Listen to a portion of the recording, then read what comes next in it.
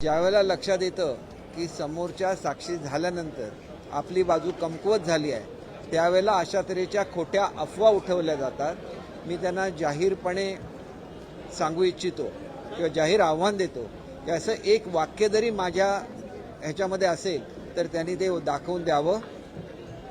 उलटं मी जी काय साक्ष दिली त्याच्यामध्ये बाळासाहेबांच्याबद्दल मला अत्यंत आदर आहे आणि मी ज्याला राष्ट्रवादीमध्ये होतो त्यावेळेला सुद्धा मी माझ्या जाहीर भाषणातून महाराष्ट्रामध्ये दोनच नेत्यांचं कौतुक केलेलं आहे. त्याच्यापैकी एक शरद पवार साहेब आणि दुसरे बाळासाहेब ठाकरे, आणि हे सुद्धा माझ्या साक्षीमध्ये आलेलं आहे. आणि त्याच्यामुळे विनाकारण काहीतरी पसरवायचं, त्याच्यावर कॉमेंट्स द्यायचे हे योग्य नाही.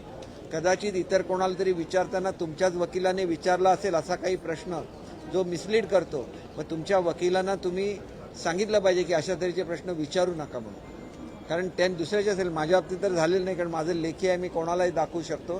प्रिंटेड मला संध्याकाळी मिळणार, तुम्ही सगळे बघू शकता. बाळासाहेबांच्याबद्दल नेहमी नितांत आदर राहिलेला आहे आणि मी स्वप्नात सुद्धा असं काही बोलू शकत नाही. निष्ठेवर प्रश्नचिन्ह काय हे करायचं.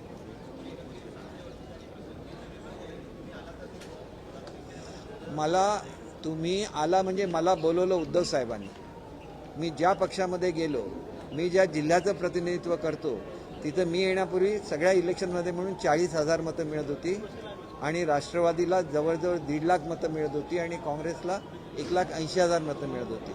मी आल्यानंतर थेट 40,000वरून 1,10,000वर शिवसेना गेली आणि त्याचबरोबर राष्ट्रवादी त्या जिल्ह्यातून 1,40,000वरून 20-25,000वर गेली.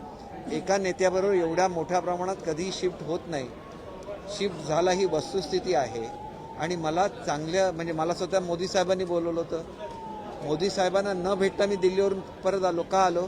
बाळासाहेबांच्याबद्दल एक अट्रॅक्शन होतं. उद्धव साहेबांनी स्वतः फोन केला होता, त्याच्यामुळे मिळणारं कॅबिनेट मंत्रीपद सोडून मी इथं आलो, राज्यमंत्री झालो.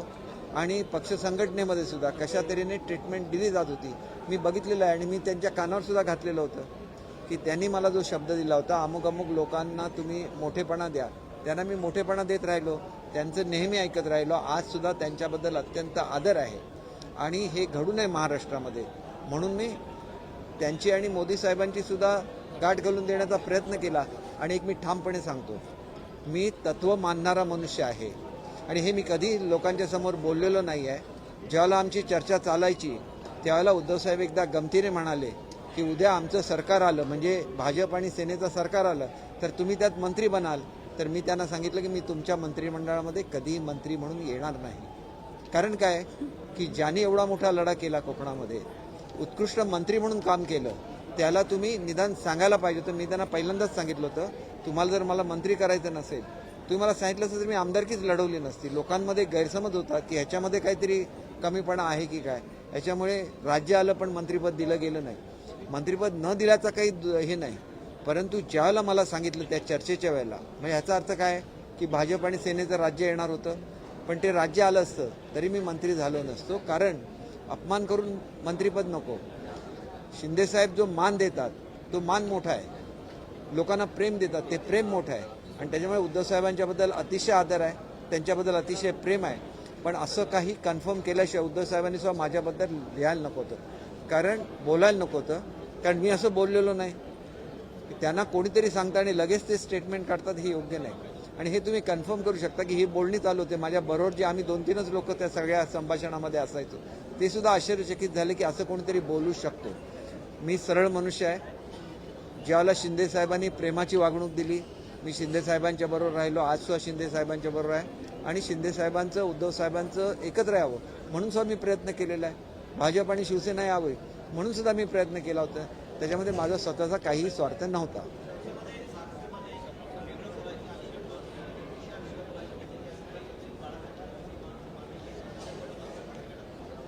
मी असं कुठलंही स्टेटमेंट केलेलं नाही आहे.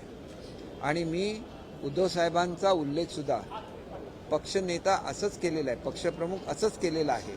परंतु त्यांनी जी बदल केलेले आहेत घटनेमध्ये 2018 नंतर, ते ह्याच्यात नाहीत, म्हणजे अनडेमोक्रेटिक आहेत. त्याच्यामुळे मी असं म्हणू शकत नाही की तुम्ही निवडून आलाय. मी माझ्या ह्याच्यामध्ये सांगितलेलं आहे की नॉमिनेटेड नेते आहेत. शिवसेनेमध्ये जे नेते आहेत ते नॉमिनेटेड आहे, कारण इलेक्शन होत नाही, तिथं नॉमिनेशन करायचं असं केलेलं आहे. आणि त्या घटना जी बदललेली आहे त्याला इलेक्शन कमिशनची मान्यता नाही आहे. त्यामुळे हे सगळे मुद्दे ज्याला डिटेलमध्ये हिअरिंग होईल त्याला हे सगळे मुद्दे येतील ना. माझ्याकडून कशाला बदलून घ्यायचं. 19ला जी 2021 जी बाळासाहेबांनी घटना बदल केलेली होती त्याच्यामध्ये सगळ्यांना वोटिंग राईट होते. नवीन जी काय बदल केला ज्याला संमती घेतलेली नाही आहे त्याच्यामध्ये फक्त नॉमिनेशन आहे. म्हणजे मीच एखाद्याला नॉमिनेशन करायचं आणि त्यांनीच मला मतदान करायचं. लोकशाहीमध्ये हे चालत नाही. लोकशाहीला काय अभिप्रेत आहे ते मी बोलणार आणि त्याच्यामध्ये कोणाचा अपमान नाही. पण त्यांनी जे सांगितलं बाळासाहेबांच्याबद्दल बोललं 100% चूक आहे. बाळासाहेबांच्याबद्दल अतिशय आदर आहे आणि मी स्वप्नात सुद्धा कधी त्यांच्या विरोधात बोलणार नाही.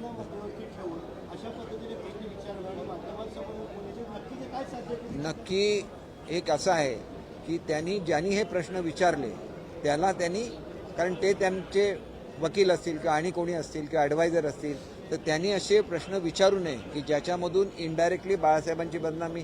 मी तर स्वतः देताना असं कधी म्हणणारच नाही असा प्रश्न आला. कोणाला जर असे प्रश्न विचारून मुद्दाम त्यांच्या तोंडून वदवून घेतला असेल तर त्या संबंधित माणसाला त्यांनी वॉर्निंग दिली पाहिजे की तू असा प्रश्न का विचारला. कारण प्रश्नाचं उत्तर होय किंवा नाही असं द्यायचं असतं आणि त्याच्यामुळे असं विचारणं हे साफ चुकीचं आहे असं मला वाटतं. त्याच्यामुळे त्यांनी असं जे कोणी विचारलं असेल त्याला त्यांनी वॉर्निंग द्यावी आणि ज्यांच्या तोंडून असं निघालं असेल त्यांचं नाव घ्यावं. माझं नाव घेण्याचं काही मला माहिती नाही याची.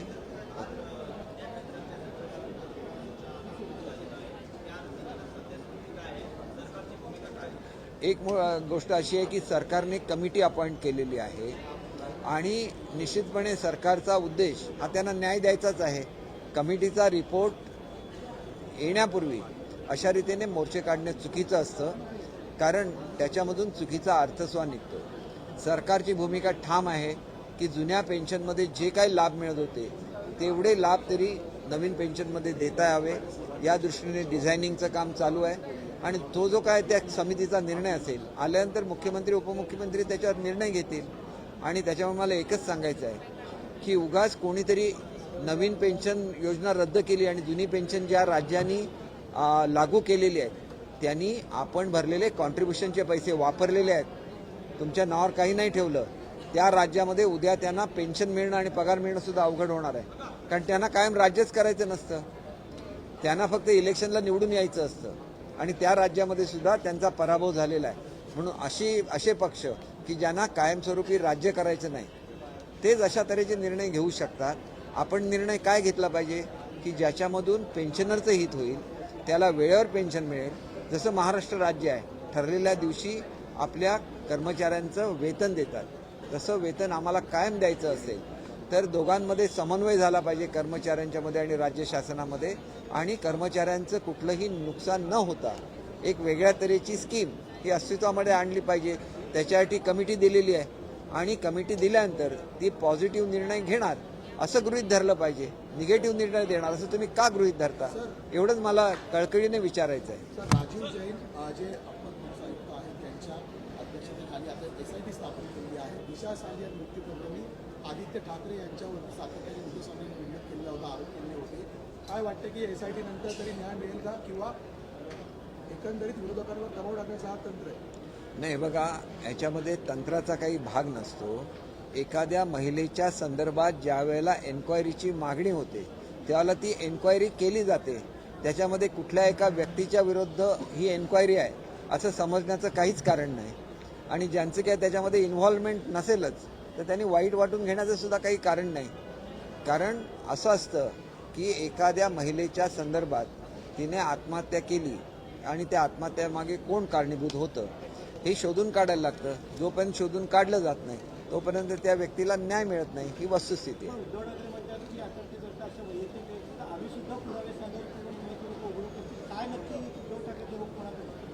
नाही पण ते स्वतःवर का घेत आहेत मला कळत नाही. दिशा सालियांशी काही संबंध नसेल, काही संबंधच नाही ना, कशाला त्यांनी स्वतःवर ओढवून घ्यायचं.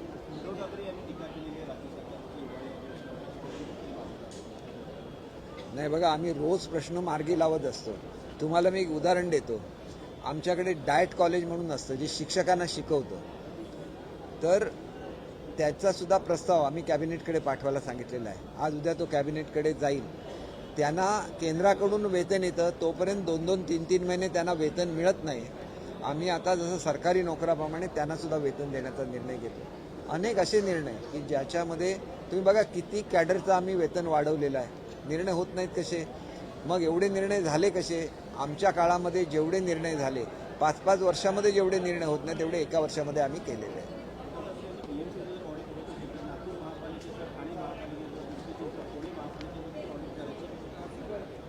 आमचे कुठे नकार आहे त्याला? बघा बृहन्मुंबई महानगरपालिकेचा कारभार चोख असेल तर ते अगदी निर्दोषपणे बाहेर पडतील ना. आम्ही कुठे काय म्हणतोय?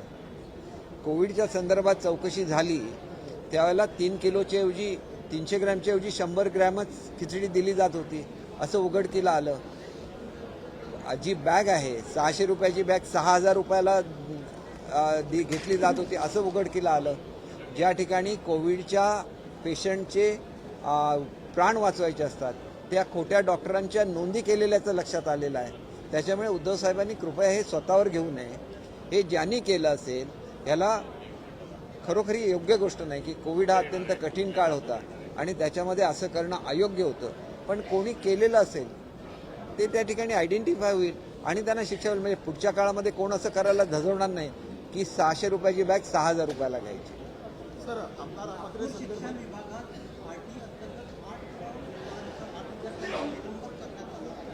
अनेक असे विद्यार्थी आणि जे वर्कर करतात आरटी अंतर्गत त्यांना लागलं आहे. तर अशांची माहिती घेऊन विभागाची माहिती घेऊन त्याची चौकशीची निश्चित मी चौकशी करेन. आपण लेखी स्वरूपामध्ये माझ्याकडे द्या. ही स्कीम गरीब मुलांसाठी आहे आणि त्यांच्यापर्यंत ती पोचली पाहिजे. आम्ही निश्चित त्याच्यावर चौकशी करेन आणि कारवाईसुद्धा करेन. तुम्ही माझ्याकडे डिटेल्स द्या, लेखी द्या.